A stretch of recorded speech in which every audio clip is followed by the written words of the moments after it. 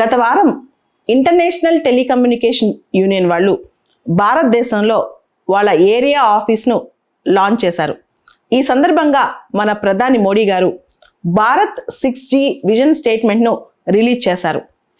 ఇప్పుడిప్పుడే మనం 5G technology కొన్ని నగరాల్లో లాంచ్ అయింది. ఇప్పుడిప్పుడే వాటిని మనం ఆ టెక్నాలజీ యొక్క ఫలితాలని ఎంజాయ్ చేస్తున్నాం. ఈ టైంలో 5G టెక్నాలజీ రోల్ అవుట్ అయ్యి భారతదేశంలో 125 నగరాల్లో 6 నెలలు కూడా కాకముందే మనం 6G విజన్ స్టేట్మెంట్ని రిలీజ్ చేయటం చాలా గొప్ప విషయం అని చెప్పొచ్చు.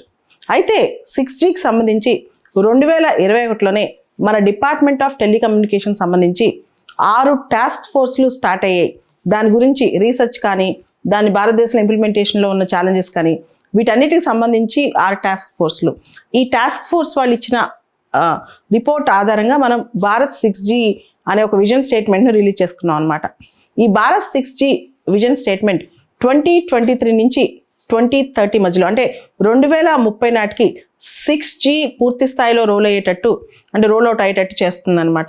ఈ 2023 మార్చ్ నుంచి 2025 మార్చ్ వరకు ఇది ఒక ఐడియేషన్ స్టేజ్. అంటే ఈ 6G టెక్నాలజీ తీసుకొస్తే దానిలో ఉన్న పొటెన్షియల్ ఎలా ఉంది, దానివల్ల మనకు ఉపయోగాలు ఏంటి, దాని రీసెర్చ్ ఎలా ఉండబోతుంది, దానిలో సవాళ్ళు ఎలా ఉండబోతాయి. దాని తర్వాత 2025 నుంచి 2030 వరకు 6G కంప్లీట్గా కమర్షియల్ లాంచ్ చేస్తే మనకి ఏ విధంగా దానికి సంబంధించి ఎలా బెనిఫిట్స్ ఎలా ఉంటాయి, దానికి సంబంధించి ఈకోసిస్టమ్ ఎలా డెవలప్ చేయాలి, దానికి సంబంధించి ఆపరేషన్స్ ఎలా చేయాలి, వీటన్నిటికీ ఈ 5 years స్పాన్ని ఉపయోగిస్తారు.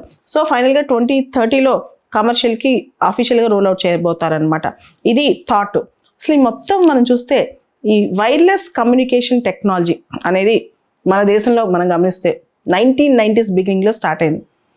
తొలినాళ్లలో 1990s అప్పుడే మనకి ఈ గ్లోబలైజేషన్, ఎల్పిజి, ఇదే టైంలో ఈ 1G అనే టెక్నాలజీ ప్రతి 10 సంవత్సరాలకు ఒకసారి ఒక్కొక్క జనరేషన్ మనం ముందుకెళ్తూ ఉన్నాం అనమాట. ఒక్కొక్క తరం ముందుకెళ్తున్నాం ఈ టెలికమ్యూనికేషన్స్, వైర్లెస్ టెలికమ్యూనికేషన్ టెక్నాలజీలో.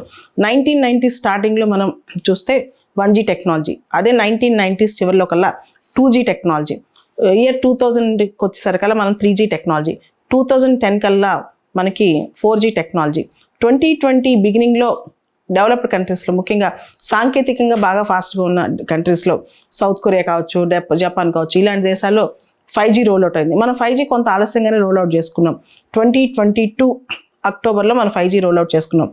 అఫీషియల్గా 125 నగరాల్లో మనం 5G సేవలు ఇప్పుడు పొందగలుగుతున్నాం.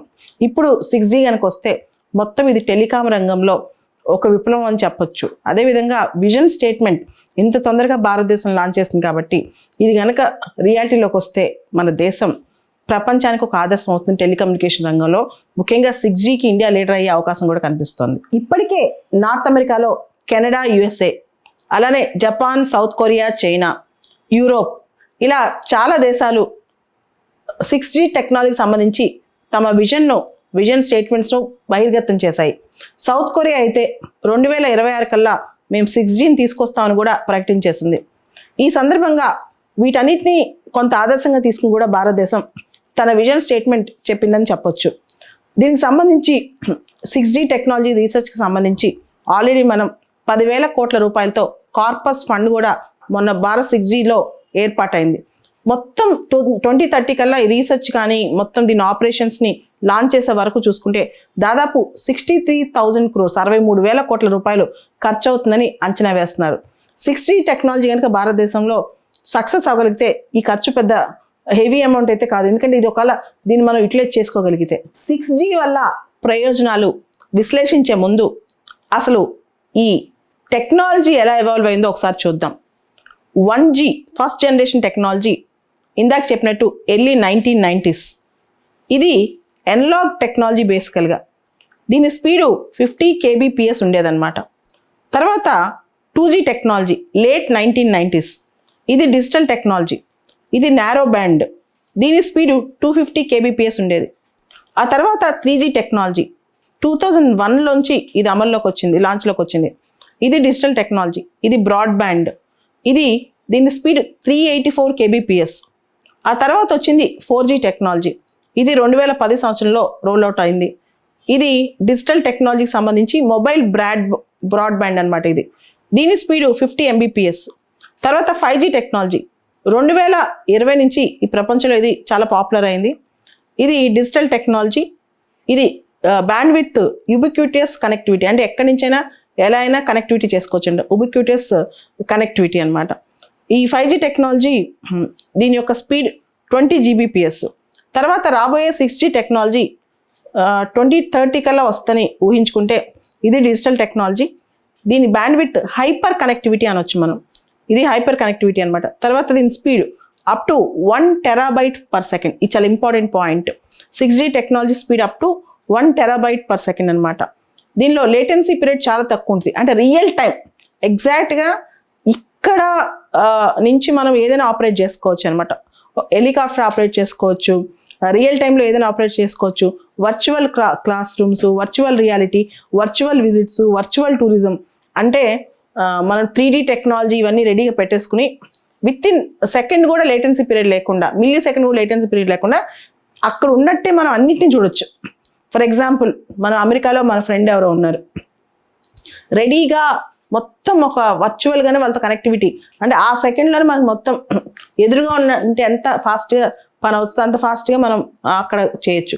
అదే ఒక క్లాస్ రూమ్లో ఒక టీచర్ క్లాస్ చెప్తున్నారు, దీంతో భవిష్యత్తులో ఒక 3Dలో క్లాస్ రూమ్లో మనం కూర్చున్నట్టే డైరెక్ట్గా లైవ్లో ఉన్నట్టే అనమాట, వితౌట్ ఎనీ లేటెన్సీ.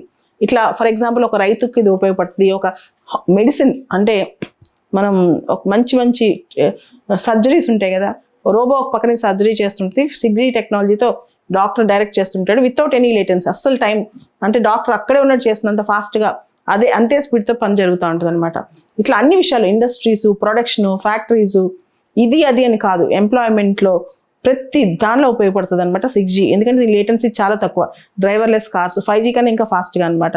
తర్వాత అన్ని ఆటోమేషన్ అనేది చాలా ఫాస్ట్గా అయిపోతుంది. 6G టెక్నాలజీ ఒకసారి మనకు అందుబాటులోకి వస్తే మొత్తం మనిషికి మిషన్కి, మిషన్కి మొత్తం సంబంధం మొత్తం విప్లవాత్మకమైన అద్భుతమైన మార్పు వస్తుంది. ఉదాహరణకి డ్రైవర్లెస్ కార్స్ ఎక్కడ చూసినా అయ్యే కనిపిస్తాయి, నిజంగా ఇది ఫ్యాంటసీలో కనిపించేవి రియల్గా కనిపిస్తాయి. తర్వాత హోలోగ్రాఫిక్ కమ్యూనికేషన్స్, హోలోగ్రాఫిక్ రియాలిటీస్, అంటే ఒక మనిషి అక్కడ ఉండడు, ఒక పెద్ద CEO బోర్డ్ మీటింగ్ అటెండ్ అవ్వాలి, తను అక్కడ లేడు, ఎక్కడ అమెరికాలో ఉన్నాడు, కానీ ఆ 3D ప్రింటింగ్, ఆ 3D విజన్ టెక్నాలజీతో, 3D కంప్లీట్ విజన్ టెక్నాలజీతో ఆ వ్యక్తి అక్కడే ఉన్నట్టు, నిజంగా మీటింగ్ అటెండ్ అయినట్టు ఒక విజన్ క్రియేట్ అయిపోద్ది అనమాట. ఆ వ్యక్తి నిజంగా అక్కడ ఉన్నట్టే, ఇన్ పర్సన్ అక్కడ ఉండకపోవచ్చు ఫిజికల్గా, కానీ ఆ టెక్నాలజీలో అలానే కనపడతాడు. అదే హోలోగ్రామ్ టెక్నాలజీ అనమాట. ఇది కూడా చాలా చాలా కొత్త టెక్నాలజీ రాబోతుంది. ఇది 6Gతో సాధ్యం అనమాట. దాంతోపాటు ఈ హెల్త్, ఈ మెడిసిన్, ఇలా చాలా లాభాలు. దాంతోపాటు internet of things, industrial revolution 4.0, కేవలం ఒక రిమోట్తో మనం ఫ్యాక్టరీ మొత్తం ఆపరేట్ చేసుకోవచ్చు, అన్ని రియల్ టైం అనమాట. తర్వాత దీనిలో హైపర్ కనెక్టివిటీ అనేది చాలా కీవర్డ్. హైపర్ కనెక్టివిటీ అంటే ఇంకా కంప్లీట్గా అన్నిటినీ రియల్ టైం కనెక్టివిటీలో ఉంటాయన్నమాట మనం. So IoT, artificial intelligence, 3D 4D printing technology, industrial revolution 4.0, ఇలా వీటన్నిటికీ ఇది చాలా ఇంపార్టెంట్. అంతకంటే చాలా ఇంపార్టెంట్, లేటెన్సీ చాలా తక్కువ ఉండటం వల్ల ఇది ఒక టాక్టైల్ టెక్నాలజీ అని చెప్పుకోవచ్చు. What is tactile technology? Tactile technology అంటే కంప్లీట్గా మనిషిలోకి టెక్నాలజీ మొత్తం ఇమ్మర్స్ అయిపోతుంది. ఇది ఒక ఇన్ఫర్మేషన్ ఆరిజిన్కి, ఇన్ఫర్మేషన్ రిసీవింగ్కి అస్సలు టైం గ్యాప్ ఉండదు అనమాట. అస్సలు టైం గ్యాప్ ఉండదు, అంటే జస్ట్ ఒక మిల్లీ సెకండ్లోనే మనకు ఆ ఇన్ఫర్మేషన్ మొత్తం వస్తుంది, అంటే ఆ ఇన్ఫర్మేషన్ మన చేతిలో ఉన్నట్టు ఉంటుంది అనమాట. తర్వాత ఈ టెక్నాలజీలో ఏంటంటే ఇంతకుముందు మనం వేరబుల్ అంటే ఇయర్ పాడ్స్ పెట్టుకునో లేకపోతే వాచెస్ పెట్టుకునో ఇవన్నీ ఉండే. ఇప్పుడు టెక్నాలజీ మనిషిలోకి ఇమ్మర్స్ అయిపోద్ది. ఇమ్మర్స్ అవటం అంటే మనిషి ఎమోషన్స్ని బట్టి, మనిషి కోరికలను బట్టి మనిషికి ఏం కావాలో అన్నీ జరిగిపోతూ ఉంటాయి అనమాట. ఆ టెక్నాలజీ మనిషిని అర్థం చేసుకుంటుంది. ఇది హ్యూమన్ టు మెషిన్ కమ్యూనికేషన్లో ఈ 6G చాలా ఫాస్ట్గా ఉపయోగపడుతుంది. మెషిన్ టు మెషిన్ కమ్యూనికేషన్లో 6G చాలా ఫాస్ట్గా ఉపయోగపడుతుంది. ముఖ్యంగా ఇక్కడ మనకి గుర్తుపెట్టుకోవాల్సింది హైపర్ కనెక్టివిటీ చాలా. తర్వాత అంటే దేన్నైనా ఎక్కడి నుంచి ఎలా అయినా కనెక్ట్ చేసుకోవచ్చు, రియల్ టైంలో అన్ని కనెక్టివిటీలో ఉంటాయి. దాని తర్వాత టాక్టైల్ టెక్నాలజీ అంటే లేటెన్సీ చాలా తక్కువ ఉంటుంది కాబట్టి కంప్లీట్గా మనం ఆరిజిన్కి అంటే ఇన్ఫర్మేషన్ ఆరిజిన్కి, ఇన్ఫర్మేషన్ రిసీవింగ్కి అస్సలు గ్యాప్ ఉండదు అనమాట. సో దీంతో విమానాలు నడపాలన్నా, రైలు నడపాలన్నా, కార్లు నడపాలన్నా, ఒక ఫ్యాక్టరీ నడపాలన్నా, ఒక మిషన్ ఆన్ చేయాలన్నా, ఇంకా మనిషికి ఏం కావాలన్నా సరే మొత్తం మన చుట్టూ తిరుగుతుంటుంది. సో దీన్ని ఇలాంటి ఇంటర్నెట్ కనెక్టివిటీ, ఇంత 6G టెక్నాలజీ వస్తే కనుక దీన్ని IoTతో కనెక్ట్ చేస్తే, ఇంటర్నెట్ ఆఫ్ థింగ్స్తో కనెక్ట్ చేస్తే ఇంకా మనిషి లైఫ్లో కానిది లేనిది అంటే ఏది ఉండదు. Advanced sensors, artificial intelligence, internet of things, 6G technology, ఇవన్నీ కలిసిగట్టుగా వస్తే ఒక మాయా ప్రపంచాన్ని సృష్టించవచ్చు, ఒక వర్చువల్ వరల్డ్నే సృష్టించవచ్చు. ఈ 6G టెక్నాలజీ వల్ల లాభం ఏంటి? విజన్ స్టేట్మెంట్లో లాభాలు కూడా చెప్పారు. Law and order maintenance, traffic management, పెద్ద పెద్ద సిటీస్లో ట్రాఫిక్ ప్రాబ్లం, మీ అందరికీ తెలుసా కంజెషన్ ప్రాబ్లం, ఇవన్నీ కూడా మేనేజ్ చేయొచ్చు. వాటర్ వే మేనేజ్మెంట్, తర్వాత హెల్త్ కేర్ కూడా చాలా ఇంపార్టెంట్. దీనిలో సిటిజన్కి గవర్నమెంట్కి మధ్య ఉన్న కమ్యూనికేషన్స్ చాలా తేలికైపోతాయి. గుడ్ గవర్నెన్స్కి కొంత సపోర్ట్ సిస్టమ్ హెల్ప్ అవుతుంది అనమాట. బెటర్ గుడ్ గవర్నెన్స్, మంచి గవర్నెన్స్ సిస్టమ్స్ కూడా మనం తయారు చేసుకోవచ్చు దీంతో. దాంతోపాటు నాలెడ్జ్ బేస్డ్ ఎంప్లాయ్మెంట్ జనరేషన్ కూడా చాలా హెల్ప్ అవుతుంది. కంప్లీట్గా నాలెడ్జ్ బేస్డ్ అంటే ఇంకా ఎంప్లాయీస్ చాలా స్మార్ట్ అయిపోతారు. మిగతా చిన్న చిన్న వర్క్స్ అన్నీ కూడా టెక్నాలజీ ద్వారా చేసి employees only major decision making things చేస్తారనమాట. సో మిషన్స్ మనిషి లైఫ్ని కంప్లీట్గా భారతదేశంలో, అంతెందుకు ఇండియాలో ఎడ్యుకేషన్ సిస్టంలో చాలా మార్పులు వస్తాయి. తర్వాత రూరల్, ముఖ్యంగా నాకు తెలిసి రూరల్ ఇండియాలో 6G వల్ల అయితే బ్రహ్మాండమైన మార్పులు. అది ఎట్లా ఉంటుందంటే రూరల్ ఇండియాలో ఇప్పటివరకు వల్నరబుల్ గాను, కనెక్టివిటీ తక్కువగాను ఉన్నాయి. అలాంటిది ఇప్పుడు పూర్తి స్థాయిలో అగ్రికల్చర్ కావచ్చు, హెల్త్ కేర్ కావచ్చు, even road management, real time, ప్రతిదీ ఇంకా రియల్ టైం అడ్మినిస్ట్రేషన్ వెళ్తుంది అనమాట. ఎక్కడ ఏమో ఏది జరిగినా విత్ ఇన్ నో టైం గవర్నమెంట్కి అది అందుద్ది అనమాట. అయితే దీనిలో ఒక చిన్న కాషన్ కూడా మనం పాటించాలి. 5G టెక్నాలజీ రూల్ అవుట్ అయినప్పుడు దాని మీద కొన్ని అపోహలు, విమర్శలు కూడా వచ్చాయి. దాని నుంచి రేడియేషన్ ఎక్కువ వస్తుంది, దానివల్ల పక్షులు, ఇతర ప్రాణులకు హాని, దాంతోపాటు ఎనర్జీ ఎక్కువ కావాలి కాబట్టి 5G టెక్నాలజీకి దానిలోంచి కార్బన్ ఫుట్ ప్రింట్ పెరుగుద్ది, దానికి సంబంధించి కార్బన్ ఎమిషన్స్ పెరుగుతాయని.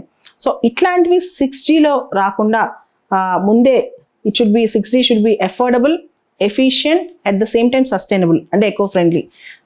ఈ ద్వారా 6Gని తీసుకొస్తే ఇంకొంత 6G సుస్థిరంగా కొంతకాలం మనం దాని యొక్క ఫలితాలను వాడుకునే, దానిపైన ఎటువంటి విమర్శ లేకుండా, దానిపైన ఎటువంటి సైడ్ ఎఫెక్ట్స్ లేకుండా దాని యొక్క ఫ్రూట్స్ని వాడుకునే అవకాశం ఉంటుంది.